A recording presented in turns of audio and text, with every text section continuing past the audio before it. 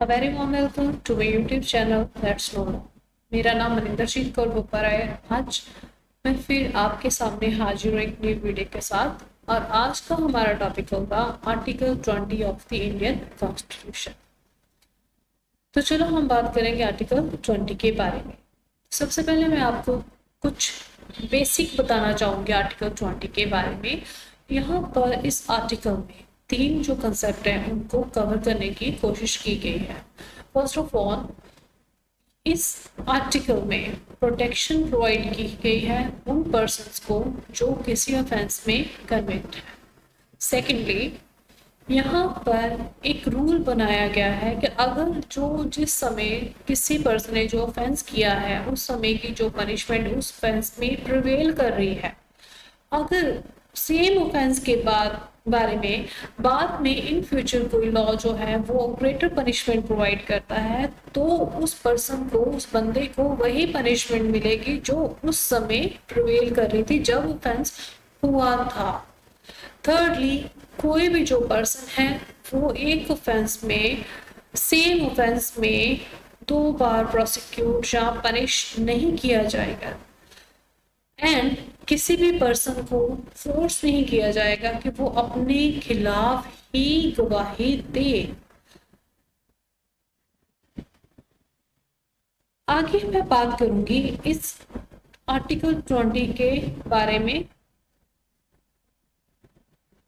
थोड़ा सा खुलकर हम बात करेंगे। जैसे कि हम पहले ही बता चुकी हूँ मैं आपको, ये जो चार कंसेप्ट है आर्टिकल 20 में डील करते हैं। हम बात करेंगे तो कॉन्स्टिट्यूशनल हिस्ट्री, दैट मीन्स जब कॉन्स्टिट्यूशन बना था तो कॉन्स्टिट्यूंट असेंबली जो थी वो कॉन्स्टिट्यूट की गई थी, जहां पर एक ड्राफ्ट कॉन्स्टिट्यूशन बनाया गया था।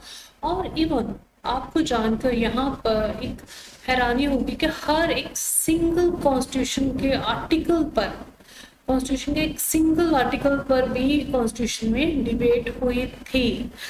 आज का जो आर्टिकल 20 उस समय का था आर्टिकल 14। इस पर डिस्कशन हुई थी, जो डिबेट हुई थी ऑन 2nd, 3rd एंड 6 दिसंबर 1948 को। तो यहाँ पर भी उन्होंने कुछ प्रोटेक्शंस जो थी वो कवर की गई थी फॉर द क्रिमिनल ऑफेंसेस।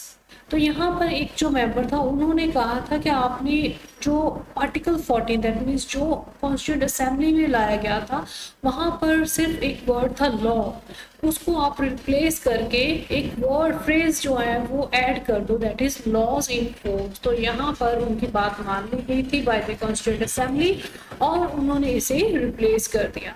आगे कुछ जो और मेंबर थे उन्होंने प्रपोज किया कि आप जो इसका स्कोप है उसे आप एक्सटेंड करो, दैट मीन्स एक्सपेंड कर दो। आप इसमें जो इंडिविजुअल्स की प्रोसिक्यूशन का कंसेप्ट है वो भी ऐड कर दो।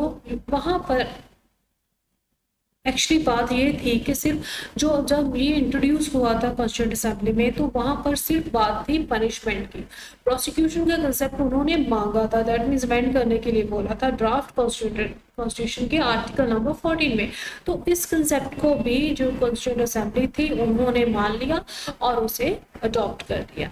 एक और मेंबर थे, वो कहते थे कि आप इसमें कुछ और प्रोटेक्शंस भी इंक्लूड करो, दैट मीन्स उन्होंने कहा कि यहाँ पर आप अनरीजनेबल सर्चेस एंड सीजर्स का जो कंसेप्ट है उसको भी इंक्लूड करो। बट नंबर ऑफ जो उन्होंने एक अपनी प्ली भी दी थी कि इस प्रोविजन को अमेरिकन कॉन्स्टिट्यूशन ने अडॉप्ट किया, इंग्लिश ने, जर्मन इवन कॉन्स्टिट्यूशन में अडॉप्ट किया गया, आप भी अडॉप्ट करो। बट नंबर ऑफ पीपल जो थे उस समय मेंबर थे वो मान भी रहे थे, उनके साथ चल रहे थे इस अमेंडमेंट के regarding, but at the end इसे होल असेंबली के द्वारा रिजेक्ट कर दिया और इसे अडॉप्ट नहीं किया गया।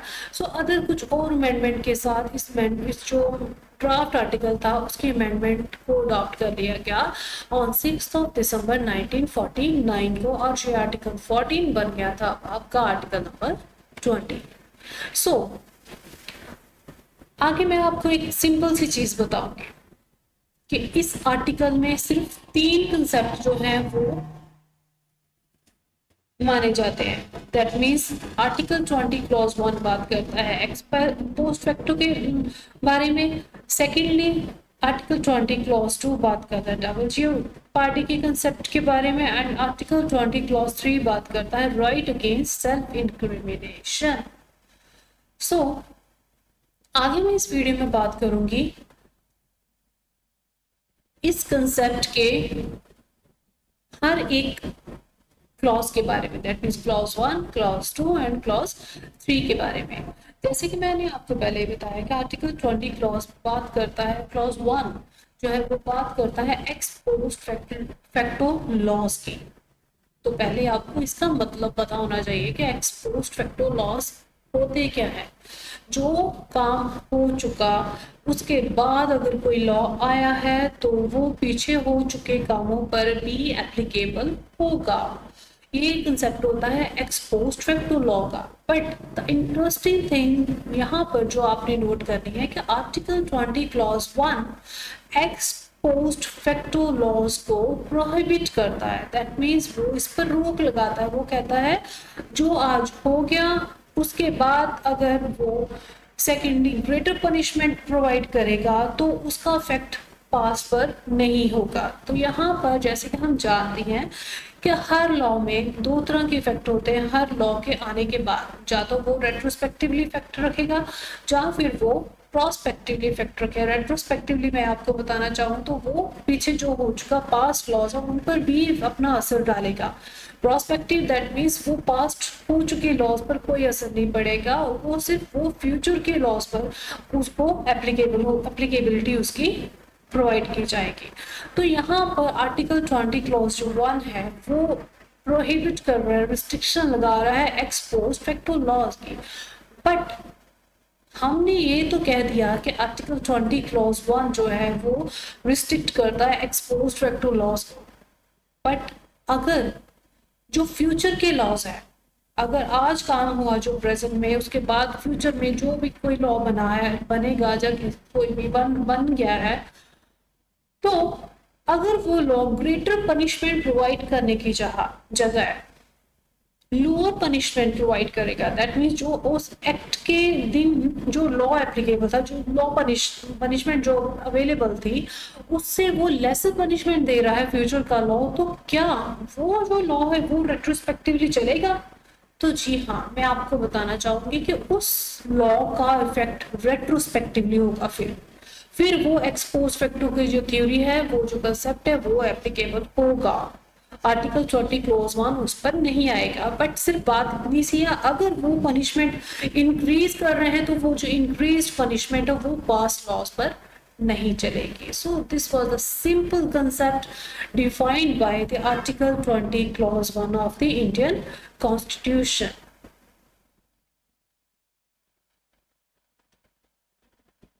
आगे हम बात करेंगे कुछ judgement regarding Article 20 Clause 1 of the Indian Constitution.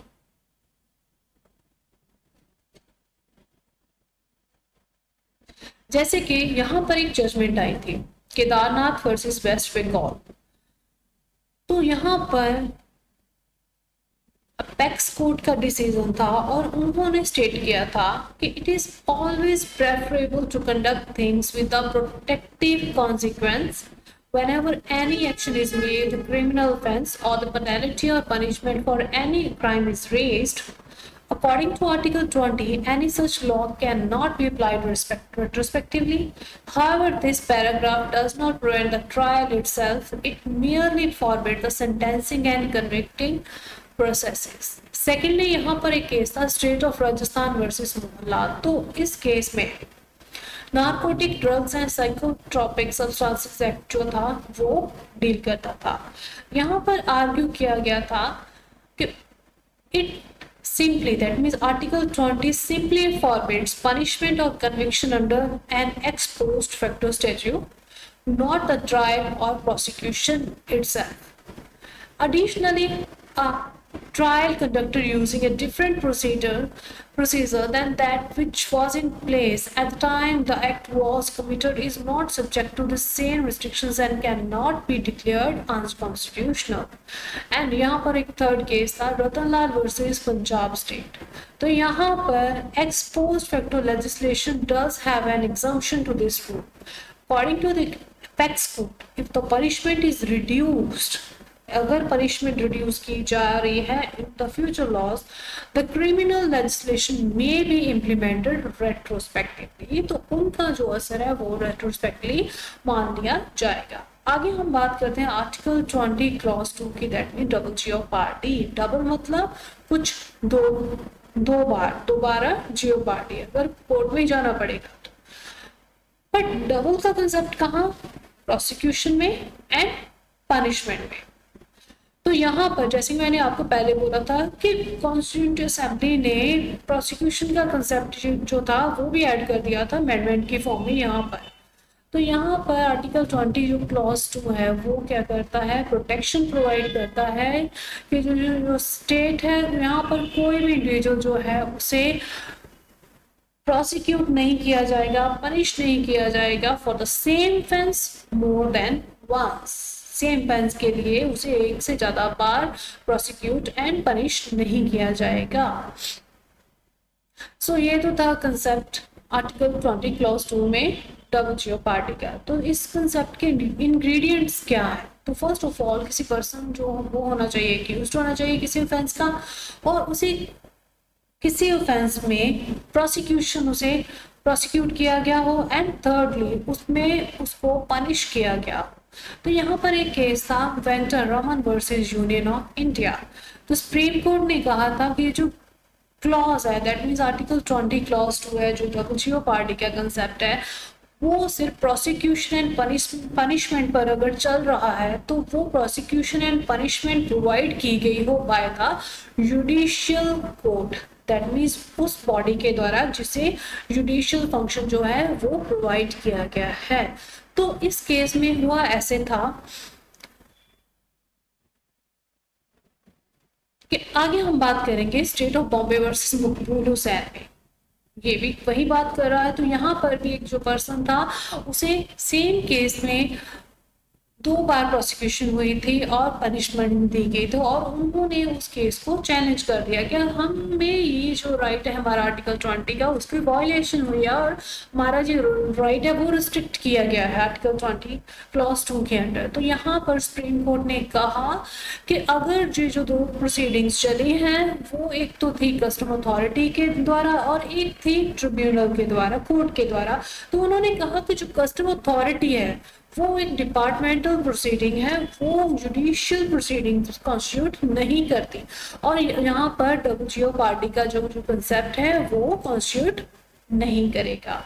आगे हम बात करेंगे राइट अगेंस्ट सेल्फ इंक्रिमिनेशन.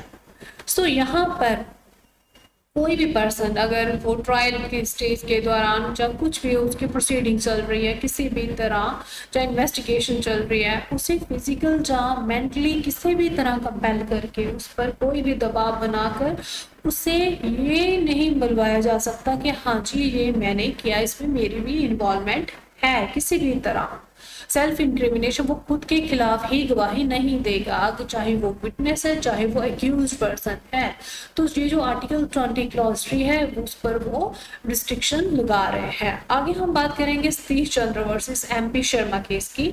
तो यहाँ पर in this instance it was decided that the term witness covers both oral and written testimony. तो सेल्फ इंक्रिमिनेशन खुद के खिलाफ ही कुछ कहना, चाहे वो ओरल की फॉर्म में हो चाहे वो रिटन फॉर्म में, पर यहाँ पर कुछ किसी के बारे में ढूंढना. बट वो अगर हम बात करें कि यहाँ पर क्या ये आर्टिकल 20 क्लॉज 3 रिस्ट्रिक्ट कर रहा है अथॉरिटीज को भी, तो नहीं, ये अथॉरिटी को उन केसेस में रिस्ट्रिक्ट नहीं करेगा. अथॉरिटीज जो हैं वो फ्री हैं सर्च करने के लिए, किसी भी प्लेस को सर्च कर सकती है, किसी भी लोकेशन को सर्च कर सकती हैं और किसी भी डॉक्यूमेंट को कन्फिस्केट कर सकती हैं. आर्टिकल 20 क्लॉज 3 उसको रिस्ट्रिक्ट नहीं करेगा. अगर कोई भी इंफॉर्मेशन जो प्रोवाइड की गई है बाय द एक्यूज्ड वो उसने वॉलंटरली इंफॉर्मेशन प्रोवाइड की है तो उस इंफॉर्मेशन को एक्सेप्ट किया जाएगा। तो आर्टिकल 23 उस पर रोक नहीं लगा सकता। आगे हम बात करेंगे Manik versus Narayan Lal. So in this instance, it was decided that a formal accusation against a person was required to assert the rule against self-incrimination.